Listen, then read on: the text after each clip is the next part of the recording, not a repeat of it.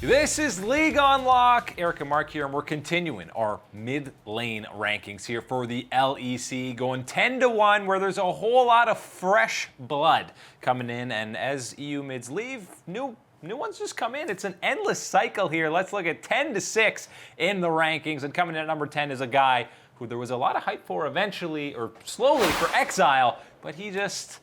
I want to believe he'll get back, Mark, but he just gets caught out too much. There's just too much disrespect, and whether it's actually, thinking that you're in your own mind that, hey, I'm better than this and I can get out of these type of situations, or it's just clearly not being aware or knowing about these type of things, it's caught up too many times to Exile, getting caught out here, and I think that number 10 is a fitting spot. I hope he learns from it, but I'm not sure it'll happen. Pyrion's in at number 9. The import. He's played in NA. He's played in the LCK. He's better than Faker. No, he's not. He had some bad games still on SKT. He's in at number 9 on SK. Perkz is on to Rogue now.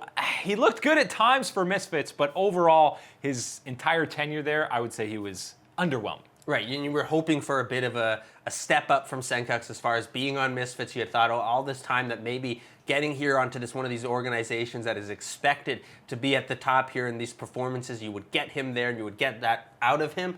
Didn't happen. We need to see better performances from him. Rogue, you got an okay mid laner here, but I don't think anything higher than 8 is where he goes. And Humanoid is in at number 7. People will probably be surprised by that, the new Splice mid laner, because they don't really know anything about him. He's played in the European Masters, and he played a basically full split in the TCL for Dark Passage, and was actually one of the probably top 3, top 4 mid laners throughout that entire event. So this guy does have professional experience on not quite a major region, but as we've said a lot of times, Turkey is getting there. So he's young, he's only 18, 19 years old, he's gonna develop, and I think he's got the talent to come in at number 7. And 6, it's our boy and yours, the new mid laner for Fnatic. No, he's not coming in at number 1. He's not better than Caps, everybody, so just chill. Yeah, hold on. If you were really expecting us to put Nemesis ahead of Caps here, you must be thinking something crazy is going on here. But really, when you do examine Nemesis, what he's bringing to the table as a mid laner here for Fnatic, he's bringing a lot of that skill set, a lot of that abilities that you want to be having from your carry mid laner, and that you want him to be able to take these type of risks that he does take. And I think that when why you find him at number 6 is just going to be from inexperience, and there should be some growing pains with him as far as stepping up onto the LEC, the major stage here, and performing the way that you're going to be wanting to think about a Fnatic mid laner performing. I think that's why you're going to be waiting a little bit for that type of top level performance. Yeah, and if you think back to the early days of Caps' career, it was just kind of adjusting to junglers constantly being around that mid lane, or just how good of laners LEC professional players are. I think you might see similar to that for Nemesis. Yeah, it's going to take him some time. It's going to be his first split in a major region, so even putting him at 6 is pretty incredible, I'd have to say. So we're going to see some serious development out of him, but no, don't expect Caps 2.0 within the first 3 weeks of the spring split. Let's roll on to the top 5, and not having Nemesis as the highest new mid laner in the LEC might ruffle some feathers, but we got to talk about the man in the mid lane for Schalke, Abbedagge, who's coming in from the Turkish League. He played a full split on the Royal Bandits, and he was one of, if not the best mid laner throughout the entire split in Turkey. He was going toe-to-toe with GBM. I think that actually he was a clear cut above GBM. I think when you're watching those games back, Abbedagge bringing in the skill, bringing in that style that you want to be watching from a premier mid laner, Abbedagge fits all of those things there.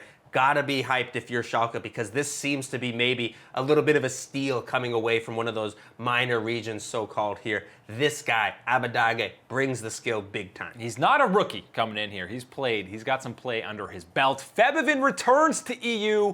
We'll forget about Clutch's summer split. Let's look back at spring. He should be a top 4 mid laner in EU. And Jizuke, the Italian stallion, the most exciting player maybe to watch in EU, his Echo at Worlds. He is a top 3 mid laner when he's not getting caught out. Yeah, Jizuke, again, is someone that does reach, I think, much higher peaks, obviously, than Exile does, but has that same type of issue sometimes of playing a little bit too disrespectful, not aware enough, and getting caught out here and leading to the deaths that should be avoidable for their teams and setting themselves back here. But I think Jizuki's high is quite high here, and what he's able to do out on the Rift leads him to be the number 3 guy in our rankings. Really excited to see him work with Mowgli in that mid-jungle duo. Nukeduck, is it his year again on Origin? He's finally playing for and with Deficio. They're reunited at last. Nukeduck, his numbers didn't jump out, but he was the premier, or one of the premier late game carries when it came to the mid lane last year.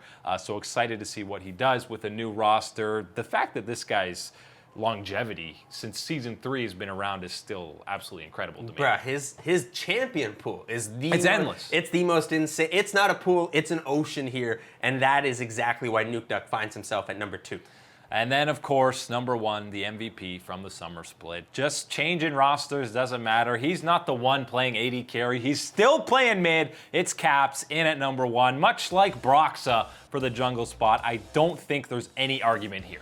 It's kind of exciting because actually without Perkz in the mid lane, you don't have to go through that argument of who's better. Well, everyone moves up a slot with Perkz out. Exactly, with Caps or Perkz here. It's easy, it's Caps. Caps is the mid laner that you want here in the LEC. This is your premier guy. Doesn't matter what he's playing. Again, you talk about the champion ocean that Nukeduck has. I think it is more of a pool here for Caps, but it is certainly still... It's a weird pool with Vayne and Wukong. Yeah, I was going to say, wait, Vayne, Wukong, throw in some Aurelion Soul there, and you got everything you want there from Caps. He is certainly going to be bringing that superstar style and level of play here to G2, and I think that this has to be the exciting mid laner that you're watching right now in EU. And the rest of this list, again, was more difficult to do because so many of these guys you haven't seen play on a major level, with 3 new guys coming in here. And yeah, like we said, with Perkz out, basically 2 to 9 or 2 to 10 all move up a spot because there's that empty thing there. That's why you're seeing Nukeduck and Jizuke both top 3.